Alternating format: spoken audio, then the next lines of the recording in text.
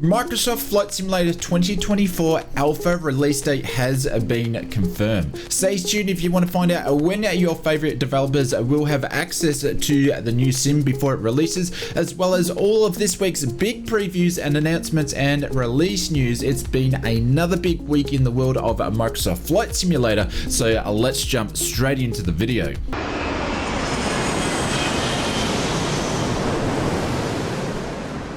A quick disclaimer, if you are just here to check out the Microsoft Flight Simulator update news, you may want to jump to the last third of the video.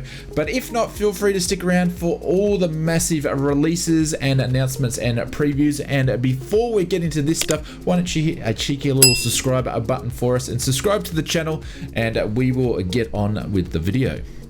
Kicking off this week's previews and announcements, it's been a while since we have seen an update from the Just Flight team about their Fokker F70 and 100 developments. Just Flight mentions the Fokker is progressing nicely and they'll soon be in the position to start progressively showcasing the systems, but they are not ready yet. With Microsoft Flight Simulator 2024 and not too far away, the team mentions their artists have been able to spend a little extra time giving the exterior a much needed upgrade to take advantage of the new flight sim tech.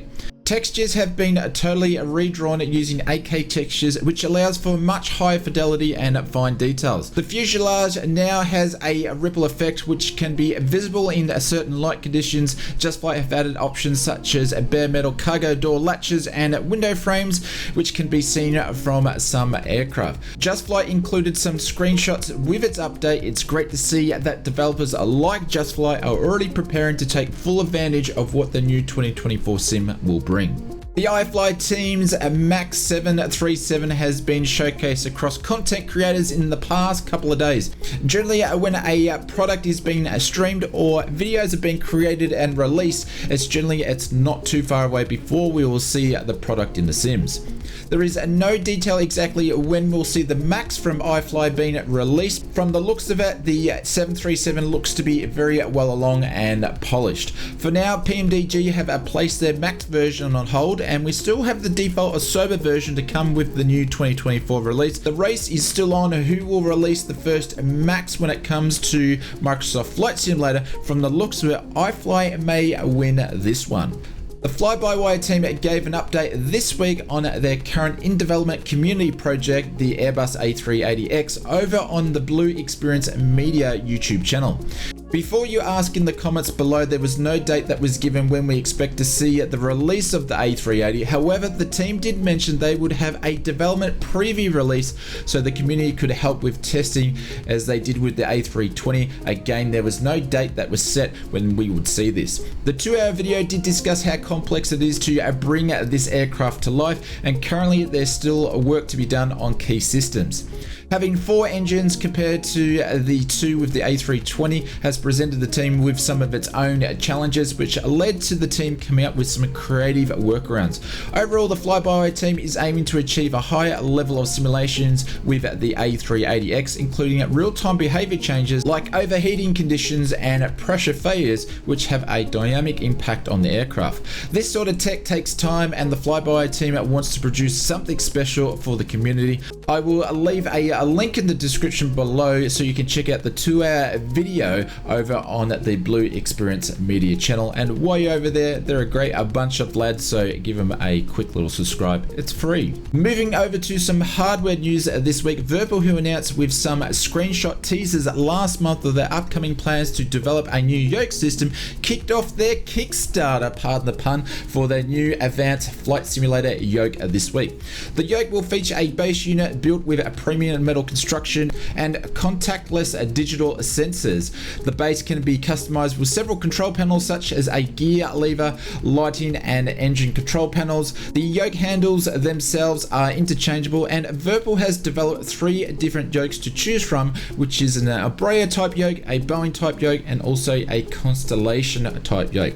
The The yoke system has several mounting positions, including underneath a desk. This advanced flight simulator yoke system is Virpil's entry into the civilian aviation market for flight sim hardware. Backing the Kickstarter will set you back around about $350 plus, giving you access to one base unit and also choosing one yoke handle. Currently, the advanced yokes are in the prototype phase, and production is aimed to start in March to May 2025. I'll leave a link in the description below if you'd like to check out the Kickstarter for Virpil's new yoke systems. If you are crazy about flight sim hardware just like we are, consider subscribing to the channel. We plan to cover all the new hardware releases and developments and even try to get our hands on as many as possible to review them and let you know, is this shiny new control worth all your hard-earned flight simming cash, or do you need to save it for something else? So feel free to hit that subscribe button to stay up to date with the latest hardware, and thank you very much for your support. Keeping the hardware updates coming, Wing has announced its full-size Airbus EFIS panel this week. Soon simmers will be able to add to their FCU panel with the addition of Wing's EFIS panel. The EFIS panel is designed to be a one-to-one replica of the Airbus systems and comes with a wide range of features such as full-size designs, encoder acceleration model to mimic the feel of the real-world aircraft controls, ADF and VOR switches come with the custom metal caps and a physical pull-up detent mechanism to reduce the risk of accidental activations, SATA expansion ports allowing multiple panels to be connected together using a single USB. Multiple mounting options are available. It is also compatible with all the Airbus A320 models in Microsoft Flight Simulator 2020, as well as X-Plane 11 and 12. Pre-orders open up on the 8th of October at 10 AM at UTC, with limited stock available for global shipping. Wing's EFIS will set you back around $89.20 USD, 87.50 British pounds, 81.55 euro, and 144.42 Australian dollars. PMDG updated us on all things Boeing this week. We mentioned a little bit of that early in the video, but when it comes to the 777 freighter, it entered beta last week. Robert, the CEO of PMDG, mentioned the progress is going well. Testers have been playing around with quite an advanced build of the 777, but there's still a few quirks that need to be ironed out, which means a beta test team can expect a few more beta builds before simmers can get their hand on the 777 freighter.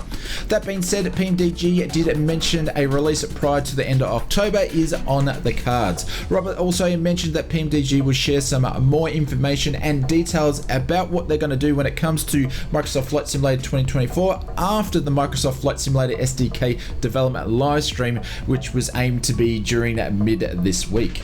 They may have provided some information already by the time this video goes out, but as up to date, this is what we know. SoFly offer a number of products for Microsoft Flight Simulator, catering to new pilots for the sim and all the way to very experienced pilots. As a flight sim content creator, my favorite SoFly product is Weather Presets Pro, which comes in really handy when the weather is not behaving itself and you can change the weather to be more dramatic or even to a perfect day.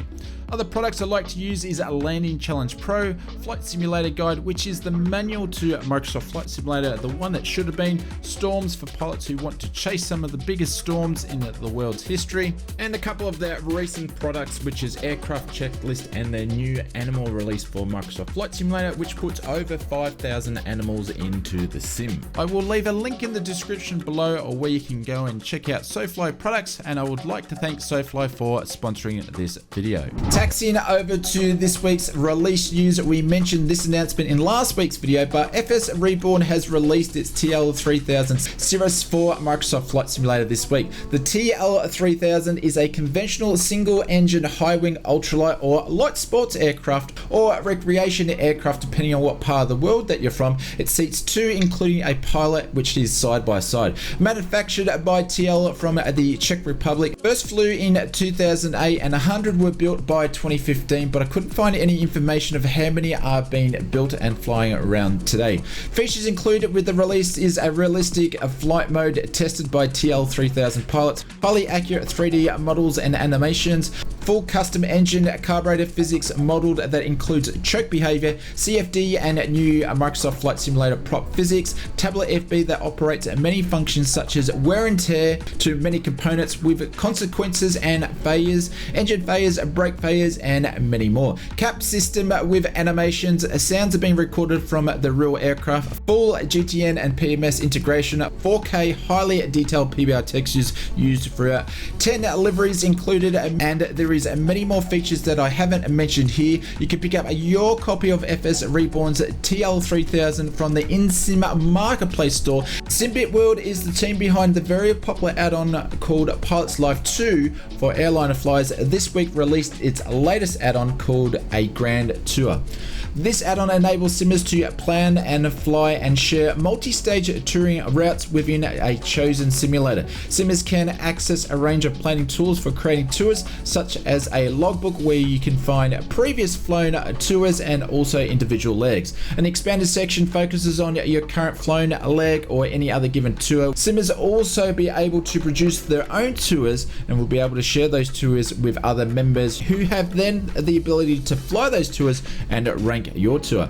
An inbuilt flight tracker shows your progress with other flight data. There is no restriction on what aircraft can be used with a Grand Tour. However, this is something more typical for GA flyers, but there also is a lot of airliner tours already on the platform. You can pick up your copy of the Grand Tour from Simbit World from the Contrail store. I'll leave a link in the description below. SoFly releases their latest utility for Microsoft Flight Simulator. This one is called Ops Brief Viewer Pro.